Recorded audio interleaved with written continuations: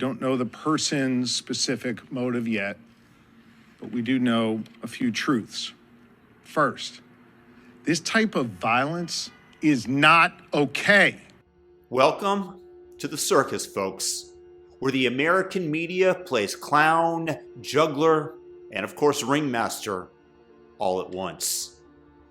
This week's act, Pennsylvania's Governor Josh Shapiro's mansion gets torched. Arson, attempted murder, the works. This should be front page news, right? It should be covered breathlessly by the corporate media. This is a real challenge that we're facing in this nation. But there's one little problem.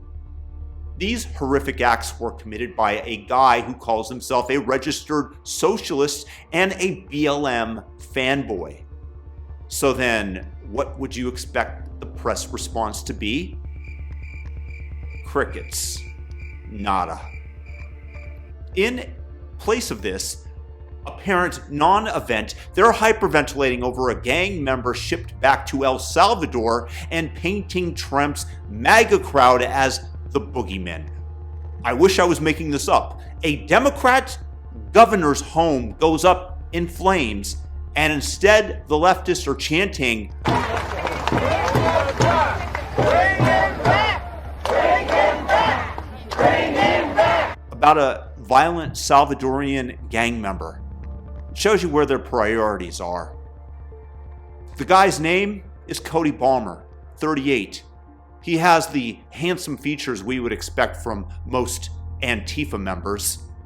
He lobs Molotov cocktails into Shapiro's home at 2 a.m. right after the governor's family celebrated Passover. Balmer is charged with attempted murder, terrorism, and arson. He told cops he hated Shapiro so much he'd have bashed him with a hammer if he got the chance, and he had one with him. And get this, posts on X say that Balmer's a self-proclaimed socialist who's waved the BLM flag online. And the press, quieter than a church mouse. Why? Because it doesn't fit their script. A left-leaning nutcase targeting a rising Democrat star. That's just a bit inconvenient, we shall say. But if this guy had a MAGA hat, you'd see 24/7 specials on right-wing terror, how this was created, the right-wing influencer mob. The media is not reporting news today. They're curating a fairy tale where only one side could possibly be the villain. Ignore the terrorist actions by people smashing up Teslas. Normalize them. Try to find an excuse for cold-blooded killer Luigi Mangione. Normalize killing of the right people. This is why 55% of left-leaning people favor the murder of Donald Trump and almost half Elon Musk. And ignore the heinous-looking socialist who went governor hunting, especially since it's a Democrat he attacked. Because we all know that if this was Ron DeSantis who was attacked, you would bet your bottom dollar that MSNBC would be conjuring up an excuse to explain away or normalize the action. So while Josh Shapiro and his family are picking through the ashes of his dining room, the media is promoting a violent, illegal immigrant gang member deported to El Salvador as Holocaust equivalent. Why? Because it's a shiny distraction. Deportation flights let the press flex their Trump is a monster muscle without touching the messy truth about Shapiro's attacker or their failings at the border during the Biden administration, which Trump fixed in a month, which of course the media is completely crickets about.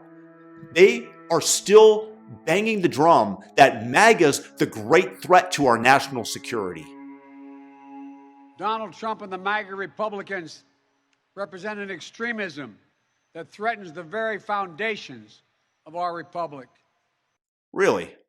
A socialist firebomber tries to kill a governor, and we're supposed to believe that trucker hats and red flags are the real danger. This is not journalism, my friends. It's propaganda. They're not just ignoring the story. They're burying it deep on their websites to keep their anti-Trump fan fiction alive, because that's what garners them clicks. You turn people into idiots. You propagandize them and turn them into terrorists.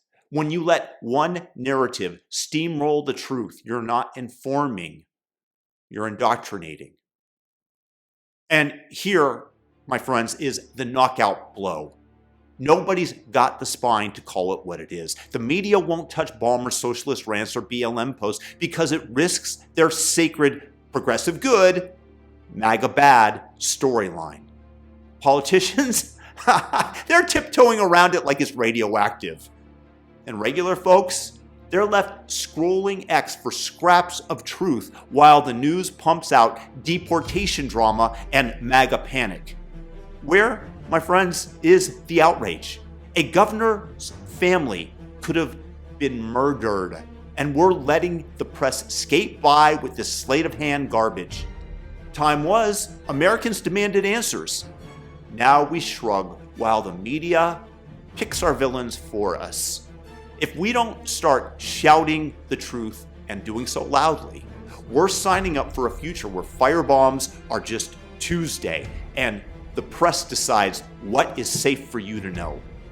In America, it is still legal to criticize the left-wing nutjobs, which is what Cody Balmer is. It's why, by the way, we divorced from England, which today would imprison you for such criticism. And that's, by the way, is why I divorced myself from the Democrat Party, because this is exactly what they are trying to institutionalize here in the good old USA. They want to destroy our First Amendment. I think we can call out violence still as evil and, well, deplorable. And of course, today, almost all of that comes from the left. Inconvenient as that might be for their storyline that they are promoting.